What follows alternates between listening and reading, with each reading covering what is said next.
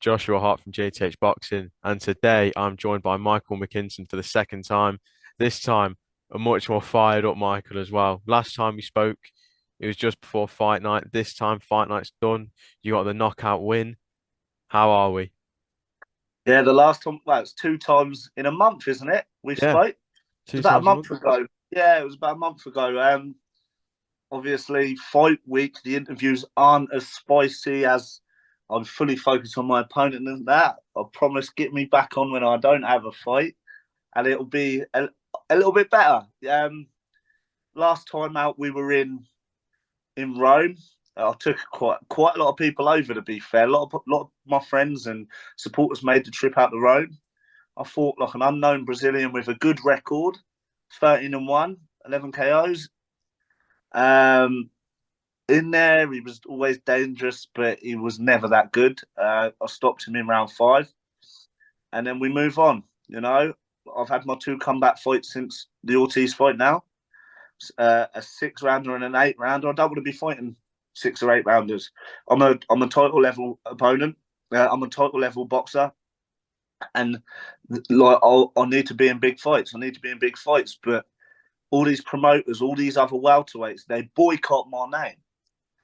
The promoters and all the other welterweights, they boycott my name. I've been very vocal on social media, trying to get these big fights, but none of them want it. They don't want it. They don't. Now, when I say none of them want it, the fights that would be beneficial to me, which is only a couple in the UK, a few in America and stuff like that, my name's never mentioned. And whenever ever mention them, I don't get nothing back. So they always boycott Michael Mckinson. So I've got a few names wrote down. So the Yeah, first name I want to touch on is Echo Esserman. yeah. Obviously, I saw you two did. He actually did reply to you on Twitter, and seems to be a lot of respect there. Would you welcome in a fight with him? I like Echo. He's won all of his bouts. He's beat everyone put in front of him. A close fight with Chris. Like, let's put it out there. I beat Chris Congo a lot clearer than he did, but I was happy for him. Like, it could have gone either way at the end of that fight, and I was really rooting for Echo. And I'm glad he got the decision. But I wrote on Twitter last week. Did you see? Yes. And I said to him, let's battle it out for best, like the best in Britain. Like, I'm one above him. And his reply was, "You're on the list, just not yet." So he's obviously not ready for me. I'm ready to fight him. He knows. Everyone knows. I make easy work of it, right?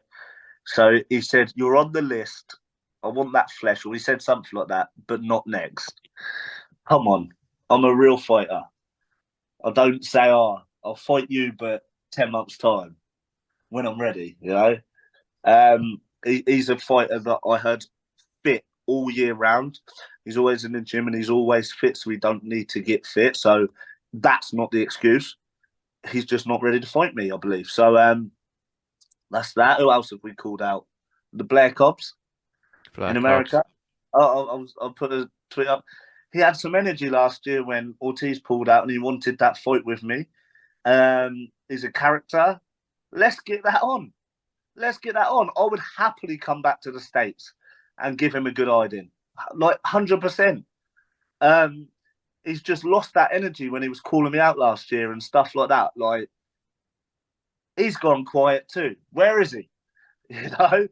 Um, yeah, so there's a few guys that I have been vocal to, and it's clear they don't want it. Obviously, another name I have got down as well is obviously Conor Ben.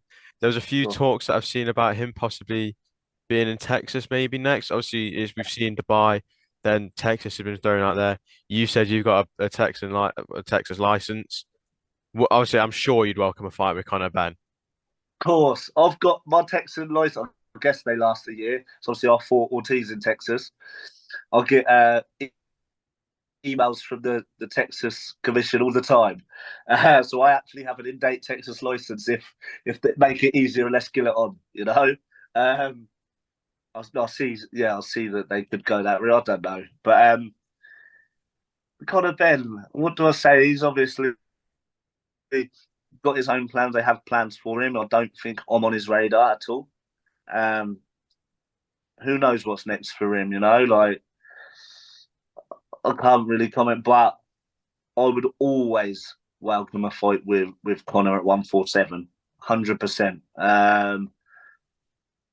Anyone really that is around me and above me, and if it makes sense, and I want next. But they just these promoters need to stop boycotting me. These other welterweights need to start mentioning me, because I'm very vocal and people can see that they don't want to fight me. Well, so you mentioned obviously the promoters boycotting you, and your first comeback fight was Boxer in Bournemouth, and you weren't even on the televised slot. You were on the YouTube prelims, which, as a fan myself, I thought was shocking, really. Um, Yeah. so what if there's any promote? What's fair? It doesn't matter what's promoters next. It's about the names. Out of all the names you said, who would be the ideal one next? Who would be your number one? I think Blair Cobbs would be number one. America trips. They trump any of the domestic ones. Like for me in my career, in my life, obviously tasted the two in America last year, life changing both of them. So like that would be good. Obviously, everyone likes a domestic clash. There's only 4 fighters domestically that I would fight because the rest don't benefit me. Conor Ben, of course. Echo Esserman, he's not ready to fight me next. Um, Although Chris Congo lost to Esserman and I've beat him already, the rivalry's there, so that would still make sense. 100%. That would be easy money for me. And then Florian Marku. Other than that, no one interests me in Britain because it's not going to bring anything for me. And then obviously the ones in the States, there's a lot of good prospects in the States that I'd be happy.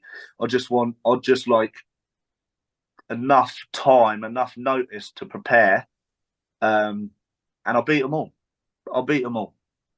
And you mentioned as well off camera about the way you're labeled as a pillow fist and how you say it's a myth. Can we talk on that quickly as well? And what's your Okay. thoughts on that? Since I think somebody put a tweet out the other day, since 2020, I've scored 8 knockdowns. I don't. Is that true? I don't know.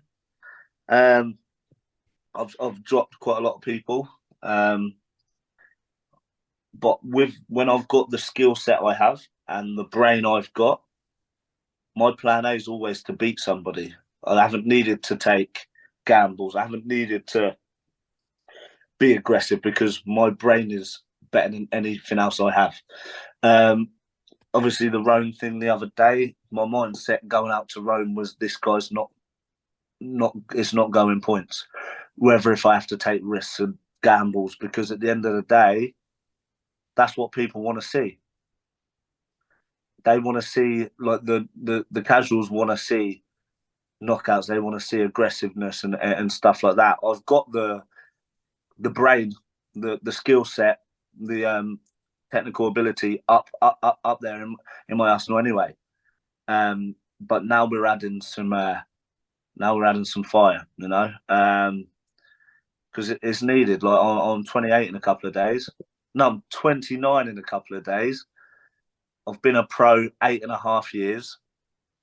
Um, the next few years are the most important ones, and I want the big fights. I want these big fights now. I had 2 big fights last year, 3 fights last year, 2 of them big fights. That's what I want. So people need to stop avoiding me, really, avoiding my name, and like they need to stop. I'm UK's best welterweight. Like I'm UK's best welterweight, and that's a fact. It's a bold statement. It's maybe a very confident statement. In an I ideal world, It's not a bold statement. I'm UK's best welterweight. You could argue Chris Congo beat Echo the other day. Really, I clearly beat Chris Congo. Clearly, if I was to fight him again, I would beat him even clearer. Right? Who else have we got? Conor Ben. His name's a bit tarnished at the moment and all over the place and stuff like that. But regardless of everything that's happened with him over the last 8 months or whatever, my skill set beats Conor Ben, makes him look stupid, makes him look stupid 100%. And then who else we got? Florian Marku, that would be the easiest one out of the four that I've mentioned. So I am UK's best welterweight, although obviously he's Albanian, but he's over here. I am UK's best welterweight. The boxing news have me ranked as number one.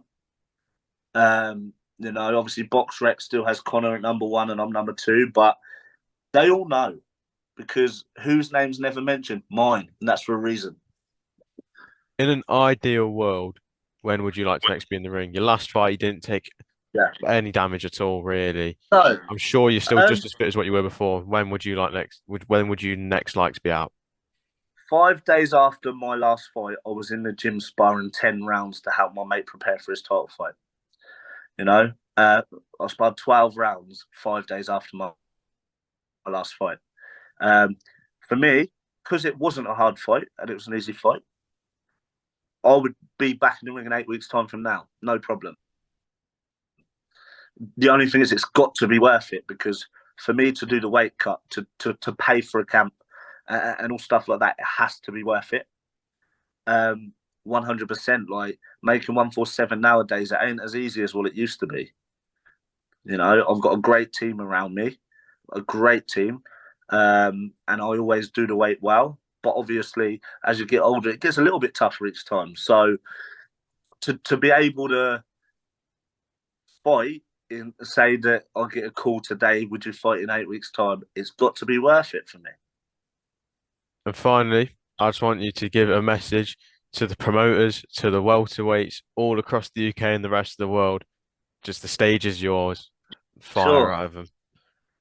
8 months ago, I headlined in America and in a final eliminator for the world title, and took Virgil Ortiz further than anyone else. Gave him more problems than anyone else has. Won rounds against him, cut him, etc. That to being forgotten about. Everyone's forgot about me. I'm still a massive threat in world boxing.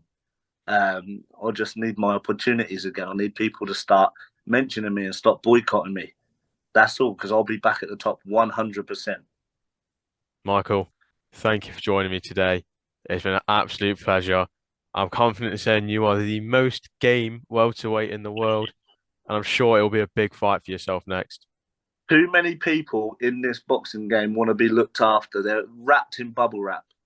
You know, I've got the words "be real" tattooed on me because that is my motto. I've never turned down a fight that, say, like a 50-50 ever in my life, or fights that I'm doubt like back to lose. I've never turned down one, and I don't plan on doing it. The bigger the fight, the better.